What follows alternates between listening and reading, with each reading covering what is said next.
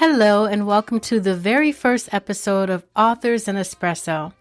I'm your host, Nadia Gilkes, and I'm thrilled you're here with me today. And I can't think of a better day to launch this podcast than August 27th, my Authorversary. 6 years ago, in 2019, I published my very first book, Woke Up Dead. Since then, I've also published a collection of journals called F-Words, and I also contributed to an anthology called The Art of Connection. Today, as I step into year 6 of this journey, I want to celebrate with you, reflect on how far we've come, and share what's brewing for the future. Let's talk a little bit about my journey so far. When I first published, I didn't know where my writing would take me, and I had no idea what was coming down the pipeline. In 2020, as many of us remember, a pandemic happened. Having no way to market myself, could not participate in book signings or festivals like I had planned, I decided to create my own festival, and I launched the Virtual Festival of Books. The first festival was held in 2020, and then I did a second one in 2021. And these festivals brought together a collection of independently published authors, readers, and book lovers from all over the world. I still have people ask me about those events. Some even say it was a highlight, and years later they are still talking about the books and authors that they heard. That community and that wonderful energy is what's driving me now to return to this platform. In some ways, this is a mini version of the festival, but hopefully keeping that same enthusiasm and spirit.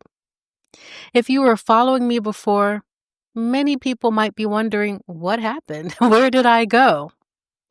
Well, the truth is the pandemic was really hard for me. Like a lot of people, I spent a lot of time sitting on the couch, glued to the news, waiting for the world to fall apart. I always wanted to be a recluse, so being home alone wasn't really an issue for me. But along came anxiety, something I never expected, hadn't experienced before, and honestly, something that hasn't left. What kept me grounded throughout the ordeal was Toastmasters, and those of you who know me know it's a huge part of my life. That became my social outlet, and I really leaned into the leadership training at that time. And during the pandemic, I jumped into district leadership. I served as public relations manager, then the logistics manager, and eventually I stepped into the trio, serving as program quality director, and I just finished up my term as district director. All of that were incredible experiences, very rewarding, but also very time-consuming. I also made a huge career shift during the pandemic. So where I'd had my own law firm since 2009, in 2022, I started working for a law firm. I love what I do, advocating for seniors and individuals with limited capacity, but having a new job and going into Toastmasters leadership all at the same time was a huge adjustment. During that time, it meant that my creative writing, my publishing, and planning festivals all had to take a back seat. So why am I coming back now? Well, through all of that, people continue to ask me, when are you doing another festival? When are you writing another book? And I did miss those things. And it kept me interested in leaning into my creative side. And it reminded me that you never know what impact your book will have on someone or where your book will take you. Just a few months ago, I actually had someone come to me who was at the festival, actually helped me with the festival, and she asked me about one of the authors, a young woman whose 3-year-old son, had written a book about children who traveled the world. She said, "This is my son's favorite book. We read it almost every night. We're going to Ghana soon, and I want to take a collection of these books for the children in Ghana." I say it all the time to my students, and I said it at the festival, that you really just never know when or how many years later your book will have an impact and end up in any corner of the world.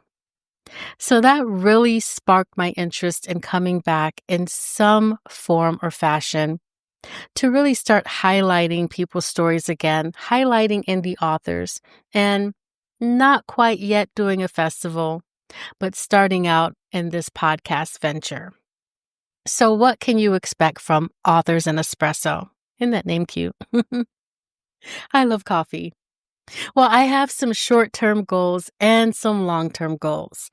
So initially, I want to do author interviews because promoting, highlighting, spotlighting indie authors is a passion of mine.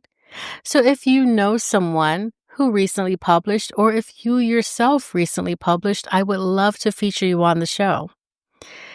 I'll also be giving self-publishing tips, pulling from the course I taught during the pandemic, From Idea to Self-Publishing. And that's just a blueprint for those going through the writing journey to know what to expect from the self-publishing journey, give them options, and answer any questions that may come up. Eventually, I will work this into an on-demand course that anyone will be able to access whenever it's convenient. Over the next couple of months, I will have festival flashbacks, bringing back highlights from that festival. So if you just want to revisit it, you'll hear some fun stories. And if you never watched it or did not get to participate, you can find the full videos on YouTube. Just search Virtual Festival of Books. The first one was a little over 4 hours, and the second one was a little over 6 hours. I also want to do something really exciting. If you did read my book, you know that I got my start participating in NaNoWriMo, National Novel Writing Month. And I would love to help others prepare to write their novel during the month of November, which is National Novel Writing Month. So in October, I'll be sharing tips with you on how to get ready, how to get your space set up, how to start organizing and outlining your books so that when November hits, you can hit the ground running. I'll be cheering you on, more than likely writing with you, and I hope to host some virtual write-ins so that we all can get on Zoom and write together. For the long term, maybe in about a year or so, I do hope to bring the festival back, this time a little bit different with a full staff and sponsorships. And I'd also love to start a book club where we read books from indie authors. Now, I do like to always point out that the average person, absolutely anyone, can help indie authors. I found that a lot of times people want to help, they just don't know how.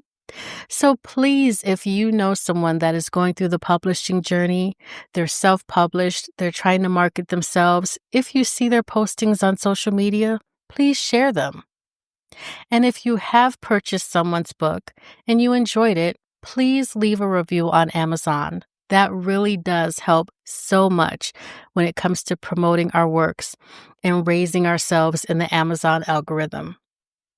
So as some closing thoughts, as I reflect on these past 6 years, I am filled with gratitude for everyone who has continued to support me, who remembers me, who continues to push me and says, we want more content, we want more festivals, we want more of your creative writing.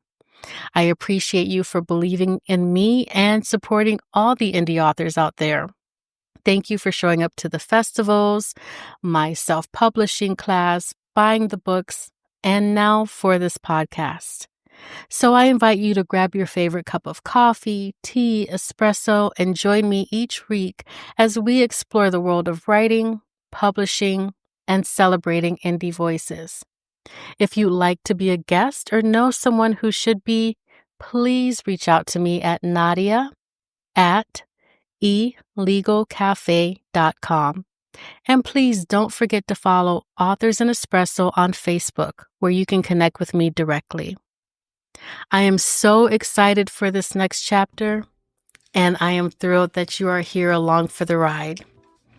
This has been the very first episode of Authors and Espresso. Thank you for listening.